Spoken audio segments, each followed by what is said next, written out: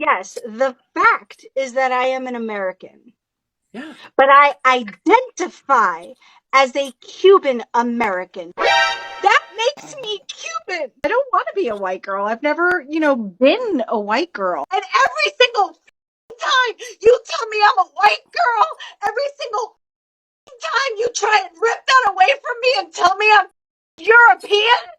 But you are though. You are European. Is your DNA fully European? Who the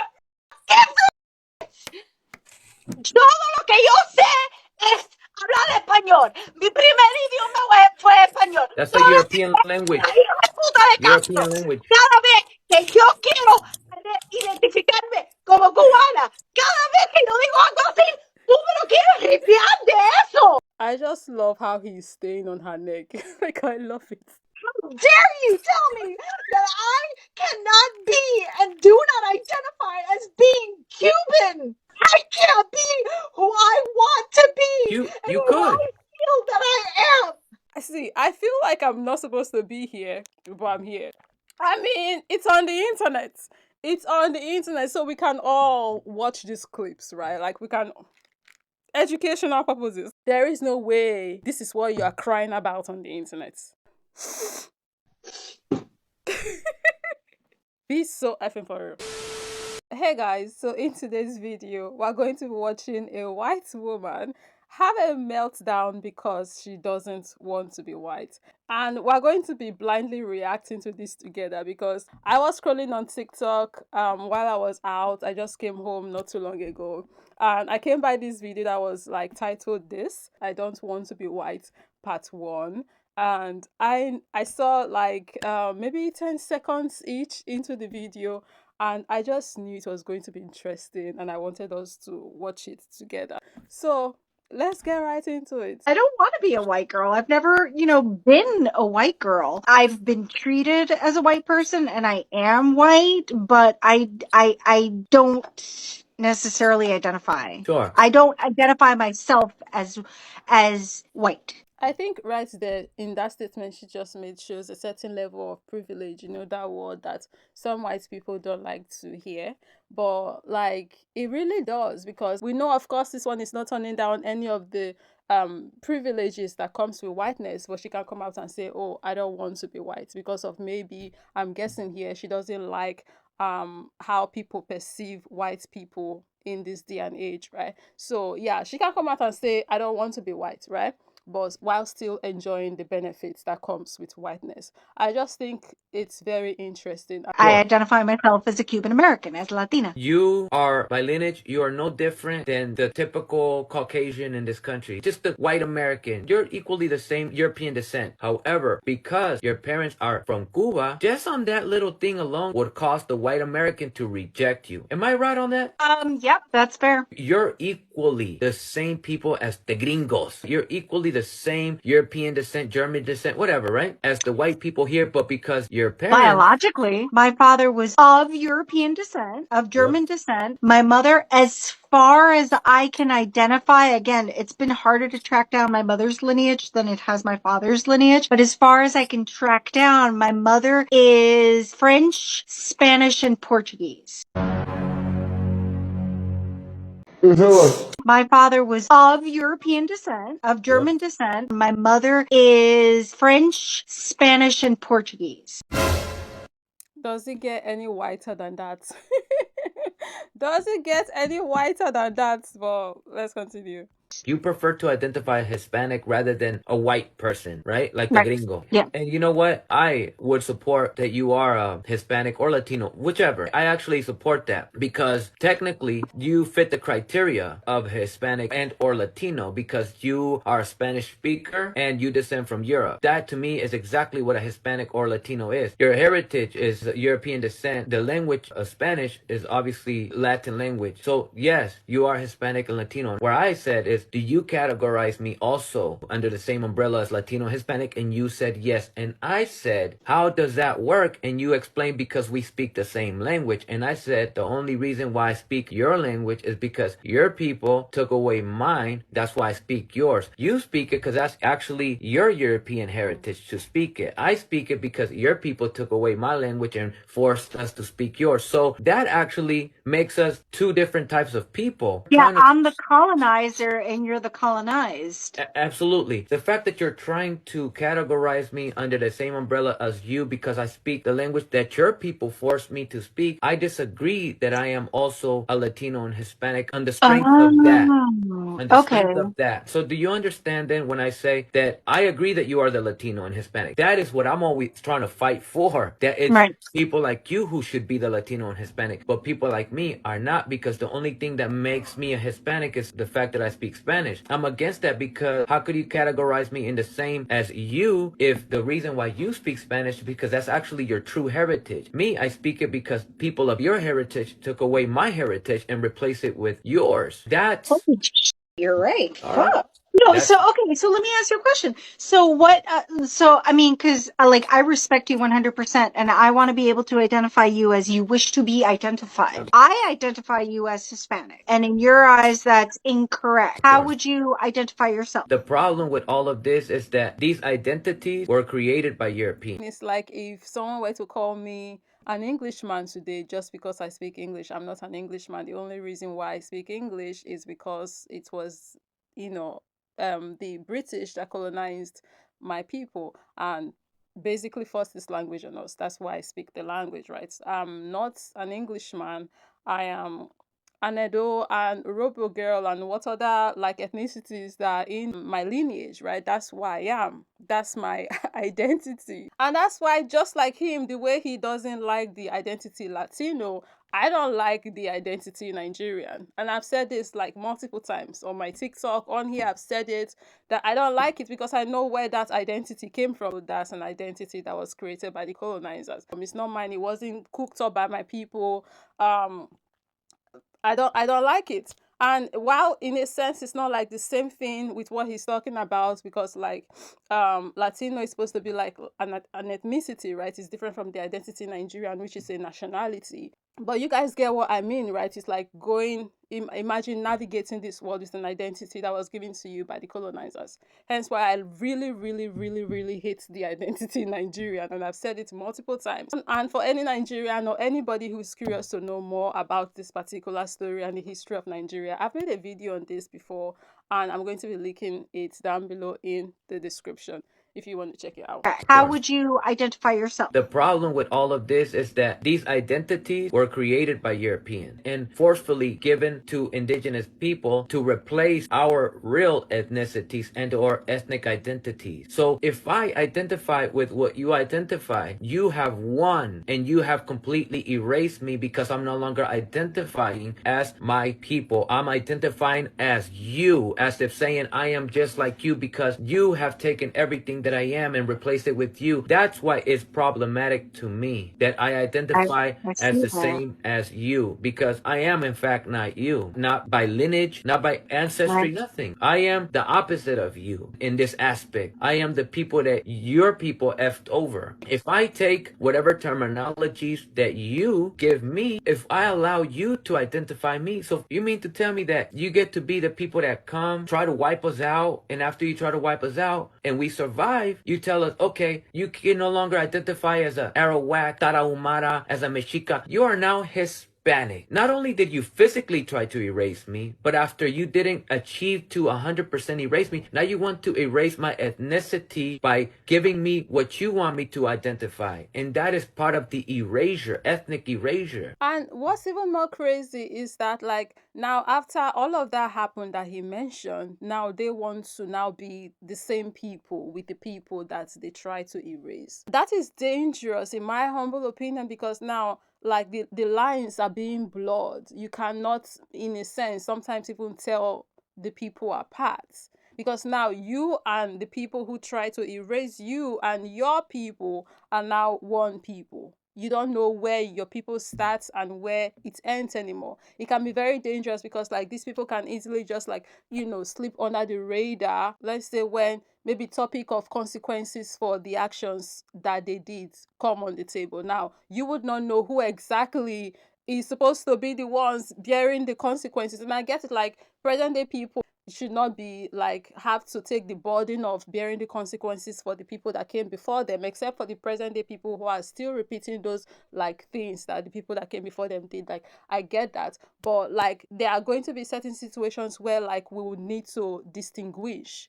Times can come in the future where that distinguishing would need to be made, right? That distinction, rather, is that the word, distinguishing?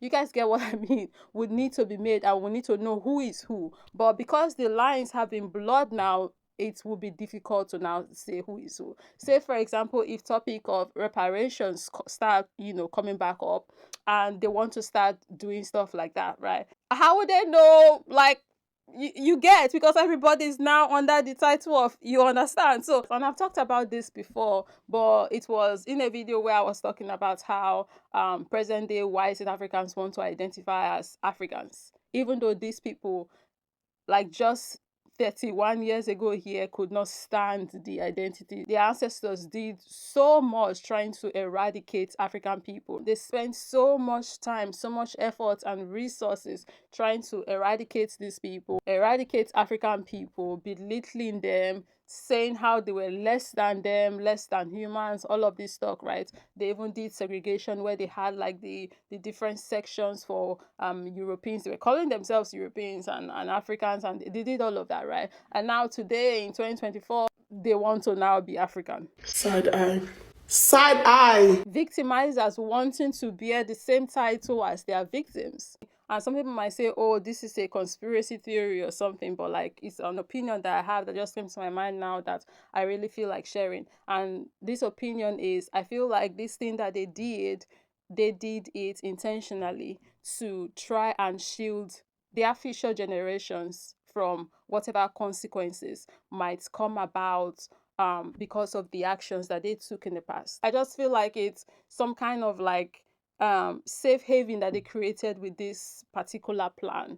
Let's bring all of them together. So if ever a time comes where these people want to maybe do something about it or get angry and seek revenge or whatever, somebody should pay for this, like somebody should do something about the wrong that was done to us. Now they would not have anybody to hold because like all of them are now quote unquote one with the descendants of the oppressor. It's just like I don't know if I was able to word that like well enough, but I hope you guys get what I mean. And when I think about it, it's just like, for me, that's like something very strange and sinister is going on. And when you also put into consideration the fact that them colonizers did not even think that them Native American people or any people of color globally were equal to them, why would these people want to suddenly share the same identity as these people? They did not even want to share the identity human with generally people of color, right? But now all of a sudden they were like, yeah, let's share the same identity, Latino or whatever, with these people. I don't know. I just feel like there's something, there might have been something that they were thinking. Let's do all we did to them and get away with it. How can we get away with it? Let's be one with them. Has most of the men you've dated in your life have been Hispanics? I do not date Hispanics. I don't prefer them. Mostly because my father was machista and I just have an aversion to people that identify themselves strongly as Hispanic, who heavily self-identify as Hispanic. I want you to be so expeditiously, supercalifragistically, fucking for real now. Like, be fucking for real. I don't know. It's just so confusing. Doesn't want to be white, doesn't identify as white, identifies as Hispanic, but doesn't date Hispanic. She doesn't like people that over-identify as Hispanic. Is the problem me here, or like, is it me, or like, okay. I live in a very Hispanic community. We have all different kinds of, we have Puerto Ricans, Colombians, Ecuadorians, Salvadorians, Mexicans, Cubans. I don't relate. I never really wanted to associate because a lot of that also came with my mother. My mother was very elitist as well. So she was always preoccupied with what the family looked like. You had to be a certain person. You had to act ladylike. You had to present yourself the proper way. Now it's making sense. Now it's making sense. And I don't think what is understood needs to be said. So let's continue. So there was an elitism in my mother. You begin to understand why I find it very problematic what identifying as Latino and Hispanic. Meanwhile, she identifies as that because, you see, Mims has been fighting to claim to be Hispanic, but she has now revealed she prefers not to date Hispanics because they usually tend to be machistas. But see, the reality of things is that the machista, misogynist ideology comes from European influence. So this is why it's so important 100%. to separate myself from the Hispanic and Latino, because she has been trying so hard to fight today to claim not to be white, but to instead claim to be Hispanic. But then she does an F with Hispanics. You get what I'm saying? No. Oh, wait, let me, Okay, she wants to I explain. may have misspoken. I used to not. I rejected being white because I identified more closely with my Cuban roots. But your roots are Europe. in Europe. No. Yes, my biology is European. Mims has been rejected by other white people because of the mess that the European has created.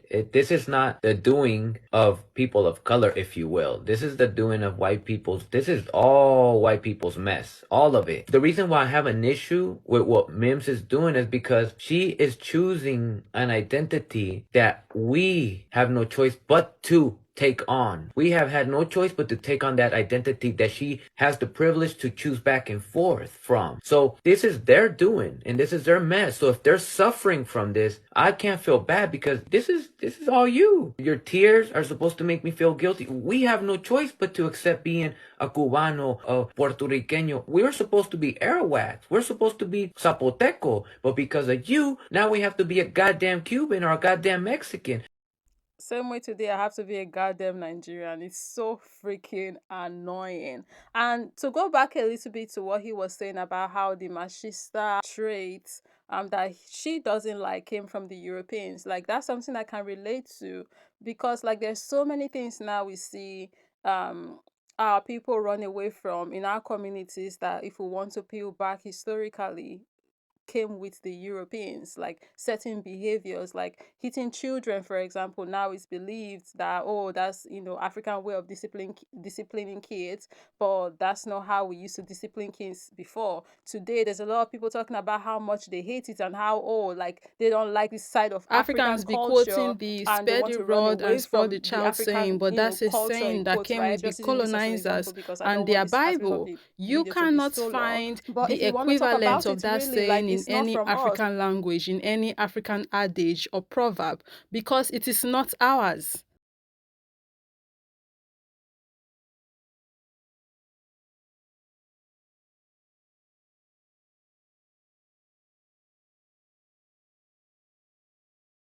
I could hear some people saying like, "It sounds real white," and you're like, No, actually, beating a black child is the whitest thing you can do to destroy them intellectually. Say it Beating a black child is the whitest thing that you can do to destroy them psychologically, spiritually, emotionally, and physiologically. So what I talk about in my book, Spare the Kids, is I go back 2,000 years of history, back to antiquity in Europe, where corporal punishment, this ritualistic violence against children, was born. And In Europe. And there are white guys who wrote books about this. So, you know, when black women say this kind of stuff, nobody believes us, but I got the bibliography. So a bunch of white dudes wrote this before I was even born, and they've tracked all of this violence against children in Europe. Europeans never respected their own kids. Y'all haven't believed me when I said this before, so I want y'all to not take my word for it. I want you to take her word for it. That's Dr. Stacy Patton, who wrote the book, Spare the Kids, Why Whippings Won't Save Black America. She's the one who did the research to discover that ritualistic corporal punishment of children did not exist in West Africa prior to the colonization and slave trade. Where did it exist? In like classical antiquity? Greece, specifically Sparta. I remember there was a group of people, I think they were called the Spartans, that would take their little boys about 5 years old and traumatize the hell out of them for about, I don't know, what, 20 years until they become real warriors. And they were such good warriors because they were so traumatized. All they knew was death and unaliving people. And they would beat them anytime that they were caught doing something like trying to take food because those kids were so starved. Yeah. And Master really got us out here believing that hitting our kids is something that we have always done. That's not the case. That's like the biggest lie that he's told. And they also really got us out here believing that white parents don't beat their kids. I don't get it. I don't know where it comes from, but that's what they out here believing. Listen, much of the reason why we're out here beating our kids is because we're believing these lies, that these traditions are beneficial for our kids. But we can see time and time again that it is not. If you want to learn just how bad spanking is for kids, let me show you something real quick. The same woman who was in this video before, Dr. Stacy Patton, actually found out that a lot of girls who have been getting spanked started developing puberty earlier. Sit with that for a second. In addition to causing things like anxiety, depression, self-regulation issues, a lower amount of gray matter in the prefrontal cortex, y'all. And I can already hear it now. We got parents like, oh, I got spanked and I turned out fine. Baby, you turned out fine. We're not trying to be fine. We're trying to thrive. And I can hear y'all being like, oh, you know, my child graduated from such and such with such and such degree, blah, blah, blah. They make X amount of money a year. Baby, that has nothing to do with what they're dealing with inside. You can absolutely be out here making 6 figures. You can be out here graduated from Harvard University, and you could be in turmoil in your mind. There are so many people right now who are rich as all get out and are out here unaliving themselves. Full stop. If you want to learn another way to raise your children without putting your hands on them, without yelling at them, without acting like they're going to destroy you, if you want to learn how to raise your kids without putting your hands on them or yelling at them, follow my page. Follow other creators who do the same thing. Go to journalparents.co. Check out my book. We have so many resources for you. There's no excuse at this point. If you are a black or brown parent that's out here doing that same thing, upholding the traditions of massa, please leave that on the plantation where it belongs. Your belt are for your pants. Your belt is for your skirt. Your belt is not for other people. Cut it out. Now in 2024, be dealing with certain attributes that people say is African or is black or is this, that, and the third, but it really isn't. It did not start with us. It's just that unfortunately now we've been practicing these things for 400 plus years because of them people that now we think is ours. So colonization isn't just about land. It's about changing the way you think, the way you eat, the way you worship, how you are in natural kinship with your own children. And so the enslavement process distorted how we think about children.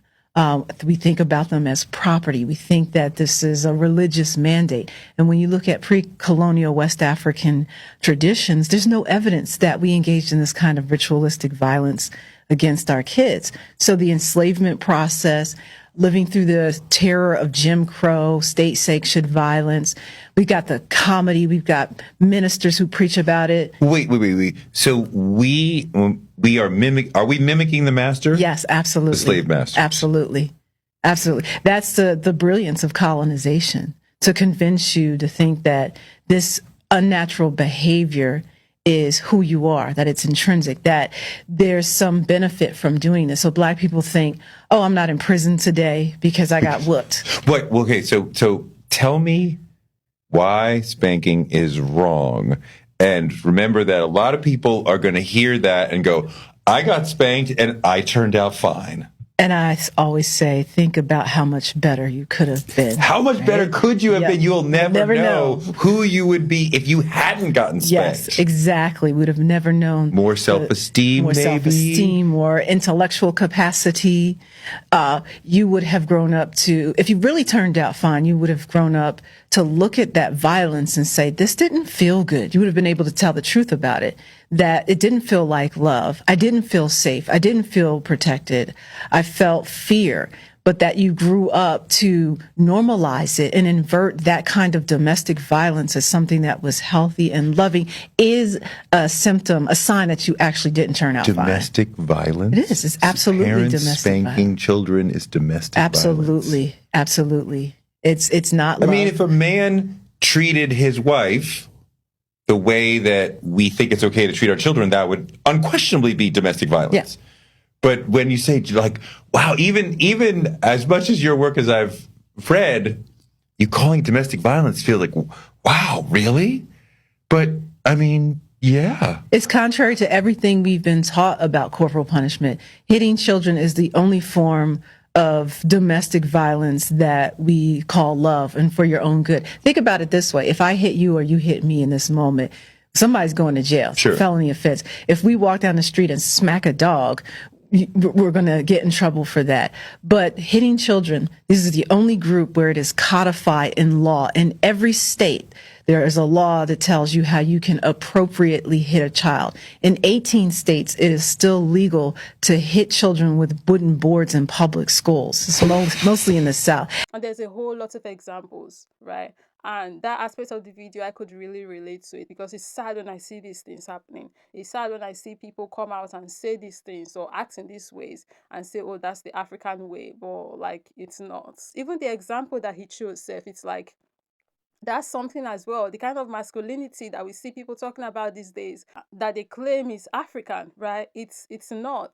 The kind of masculinity that some African men expect other African men to uphold, it's not. Like, that's not our standard. Like, you see people talking about how, oh, it's bad for a man to, for example, wear earring. That's not true masculinity, or maybe it's a sin, or whatever they want to tie it to, either religious factor or cultural factor, right? But they find a way to tie it to these things, and someone say, oh, it's our way of life, it's African culture to not do these things. It's not African to, as a guy, be wearing earring, for example, or braid your hair, or do some other things that they talk about. But really, if you want to talk about the true African culture, our men needs to be able to, wear earrings if they want to. That was masculinity in the African culture back then. Our men used to be able to carry their hair in elaborate hairstyles if they want to. That's the original African culture. And sometimes it's not even like a matter of choice, right? It's a matter of, oh, culturally, if you're a man of this age, or if you're a man of this status, or if you're a man of this means, or if you're a man of this, that, and the third, this is how you should carry their hair. So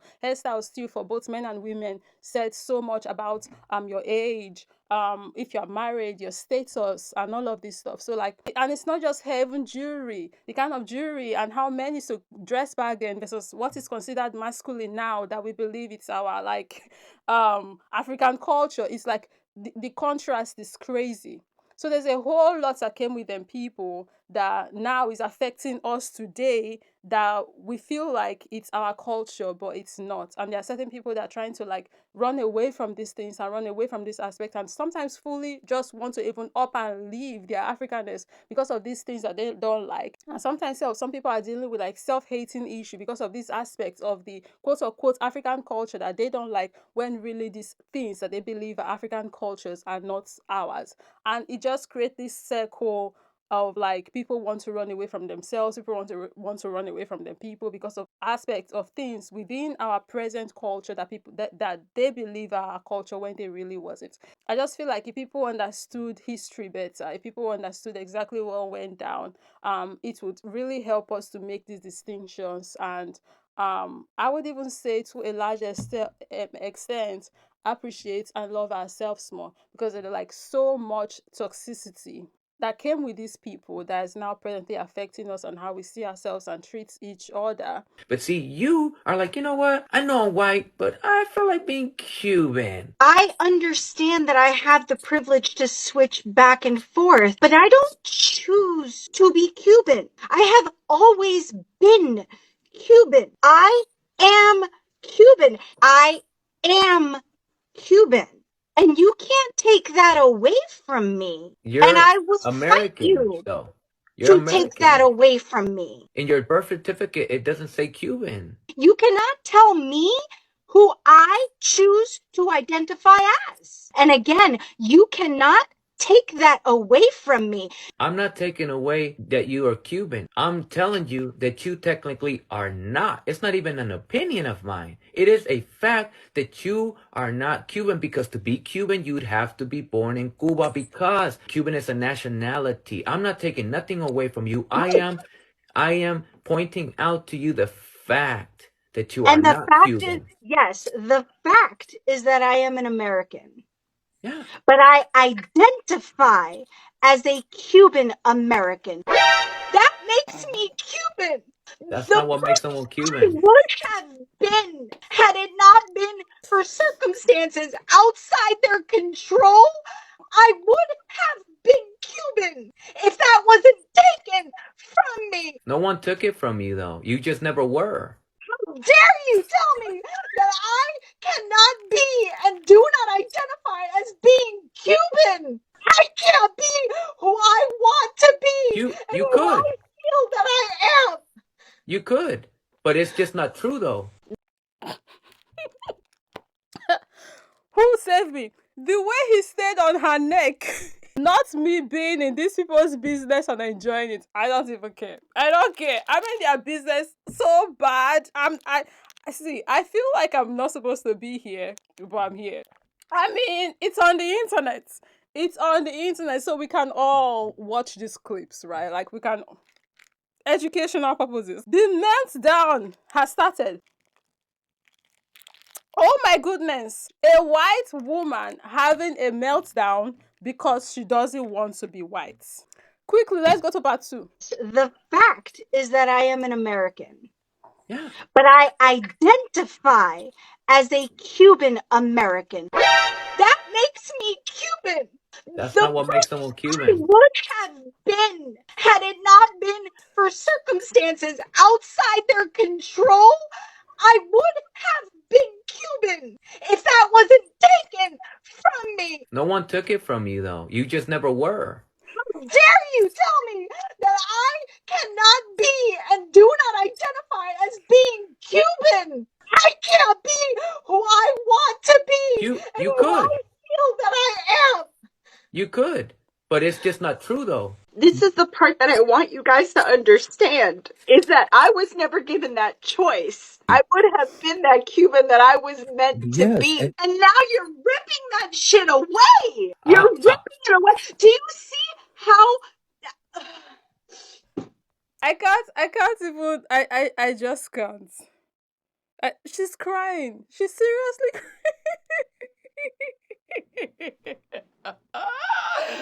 This one obviously don't have problems in this life. She she doesn't have problems in this life, because there is no way, if you have bigger fish to fry, you will not be crying over wanting to be able to identify with a nationality that you can't identify with because you were not born there. You don't even have ancestry there, because there is no way. There is no way this is what you are crying about on the internet. Be so effing for real. So you're crying and suffering because you feel like I'm trying to take something from you. But let me tell you something. I'm not taking anything from you. I'm only pointing out the fact that to be Cuban, you have to be born there. I am telling you right now, I was born in the United States. I am an American. I admit that. I agree with that 100%. Let's move on with that. My nationality as an identified person is Cuban. And every single time you tell me I'm a white girl, every single time you try and rip that away from me and tell me I'm European. But you are, though. You are European. Oh my God. You are denying that from me. Is your DNA fully European? Who the gives a Todo lo que yo sé es hablar español. Mi primer idioma fue español. That's a European language. Puta de European Castro. language. Cada vez que yo quiero identificarme como cubana. Cada vez que yo digo algo así, tú me lo quieres limpiar de eso. You know what makes the situation like 10 times even one funnier and at the same time not funny at the same time is the fact that for one nobody's forcing her to be on the live. She can just like leave. There's that, right? And then there's also the annoying fact that she's crying on the internet, having a meltdown, throwing a tantrum, talking about how this guy is trying to strip her identity away from her, but he's the one who has his identity stripped away from him though, because she has all her identity. She's just trying to lash onto the another identity. Her identity is intact. Nothing was taken away from this woman. But here she is crying on live in front of someone whose identity was taken away from him and his people. He's calm.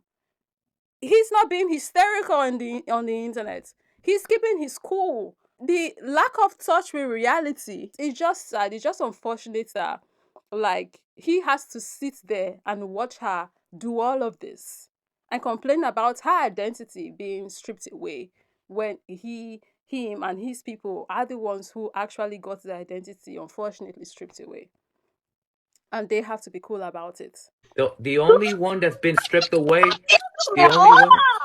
the only one that has been stripped away from their culture and identity is us, from your people. You have not been stripped away from anything, from nothing at all. What I You was are just crying saying. and suffering Yeah. because you feel like I'm trying to take something from you. I'm not taking anything, Oh my anything at all. goodness. I'm not taking nothing from you. I'm only telling you the technicalities of nationality, and you're trying to claim a nationality that isn't yours. That's it. That's it. I have not taken anything from you. Nothing at all. Nothing. You don't know the fucking thing. You don't know the fucking trauma that you're causing right now. I have had to fight for years. Fight who? I'm 48 years old. And all of a sudden, you want to take the only thing that I have left to hold onto. You want to rip that away from me. How better is that from you than taking that away from somebody who wants to identify themselves as transgender? No. No. Or wants to identify themselves as anything they wish they are. I am Cuban. Mi primer idioma fue español. European language. I just love how he's staying on her neck. Like, I love it. Es español. Y tú me lo quieres robar. Notice how the other guy there is just so calm. He's just there, like, of all the people the cat could have dragged in today, this is what he did. My goodness, somebody save me. How dare you! How dare you! Toasty! How dare you! You know why I don't date an Hispanic man? It has nothing to do with my culture. It has to do with my father. The reason why I don't date Hispanic men. It has nothing. My father's Hispanic, you idiot! You are European descent. That's not. I am I'm a not Cuban hating you for it. American, and I I'm not will hating be you for it. mad if you take that from me. I am a Cuban American. Listen to this. I am a Cuban American, and I will be damned if you take that away from me. I'm not taking anything at all from you. En mi corazón, en mi alma, soy cubana. I get it. I get it now, Mims. I do. Check this out. I'm gonna prove to you that I get it. You said the key word. I finally get it. I finally get it. You said that in your heart, that's the key word. Now I get it. In your heart, I got you. Check this out. In your heart, you're Cuban. In your heart, you're Cuban. Never mind the fact that, check this out. Watch, I'm gonna prove to you that I get it. Never mind the fact that you are European descent. You're fully a German, whatever, right? Never mind that. In your heart, in your heart. You're born in the US, but you're completely European descent. But in your heart, you're Cuban. Finally, I get it, because want to know something? In my heart, I feel like I'm a dolphin. So I get it. Finally, I get it. In my heart, I'm a dolphin. In my heart. Never mind that I'm human. Never mind that I'm Mexican. Never mind that I'm indigenous. Never mind. In my heart, I'm a dolphin. I get it now. Boom. You're good. You're good to go. You're good. No arguments no more. You won. You've convinced me. That's it. You're good. You're good. I no longer feel safe here, so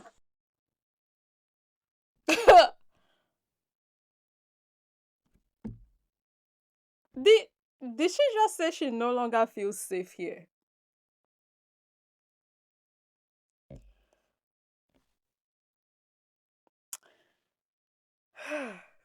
And that, ladies and gentlemen, is another typical example of a white womaning. Because right now I don't know what to say. She's the one who doesn't feel safe. She's the one who has been screaming, jumping up and down. But she's the one that don't feel. Okay. Okay.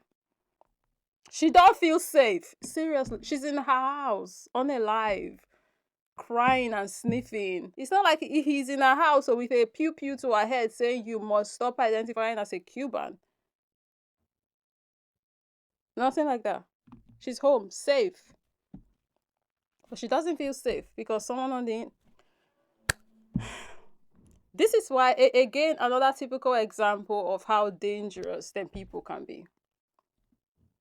Very dangerous. Because this happened right before all of our eyes like this. Did these people threaten her? No. Did they say, oh, we know where you live. If you don't stop saying you are Cuban, we're going to come find you and, do something to you if you don't? No. They were calm, or he was calm. The other guy too was calm. So they were both calm. Not threatening, not, intimidating her or trying to do something to her. They didn't do anything. Having a calm conversation. She was the one losing her ish. But she doesn't feel safe. This is why you people have to be careful out there. Very, very careful out there, because just very easily like this person can go out and say, oh, they try to do something to her, they threaten her, she doesn't feel safe. Good thing this was captioned live and there's a recording for it, because who knows, some of them people can just be crazy and decide to, because of this one instance, because they feel so bad about it and hate the facts that were being stated in the conversation, just because they felt so pissed about the facts that were stated, they can decide to go do some crazy-ish. That's how people get hurt. Innocent people get hurt historically in the hands of these people, and there's like a plethora of examples to root out. Be safe out there. Do let me know down below in the comment section what your thoughts are. Let's continue this conversation there. And of course, as always, thank you for watching. I'll be catching you in the next one.